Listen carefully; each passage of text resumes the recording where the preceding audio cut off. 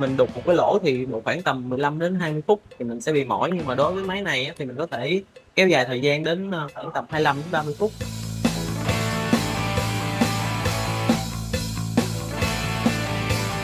Mình sử dụng cái, máy bê tông này chủ yếu với mục đích á là mình, khoan, ví dụ như là khoan tường để bắt, máy lạnh, bắt ti để treo cùm ống nước, ống đồng, rồi cũng có thể là để sử dụng đục tường để ấm ống đồng, ống nước. Milwaukee cũng có cho ra những cái bộ mũi như thế này để mình, thao tác. Mũi 10 á thì mình sẽ bắt cái, eke cục nóng, còn, cái mũi, 8 hay mũi 6 á thì mình cũng có thể, bắt những cái, bát dàn lạnh.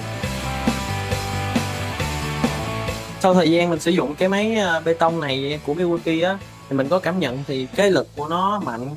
Cái thứ hai á là nó nhỏ gọn để mình có thể mang đến chỗ làm một cách dễ dàng. Cái công dụng thứ ba á là nó sẽ có 3 chức năng, ví dụ như là khoan, khoan đục với lại để đục, thì nó phù hợp với lại cái công việc cũng giống như là cái nghề điện lạnh của mình. Nó có cái chức năng chống rung, khi mình, sử dụng á thì cái máy nó sẽ đỡ rung hơn. Thì, khi mình thao tác công việc á, thì mình sẽ làm được lâu hơn. Ví dụ như thời gian mình cầm một cái máy á, mình đục một cái lỗ thì độ khoảng tầm 15 đến 20 phút thì mình sẽ bị mỏi, nhưng mà đối với máy này á, thì mình có thể kéo dài thời gian đến, khoảng tầm 25 đến 30 phút mình mới mỏi tay.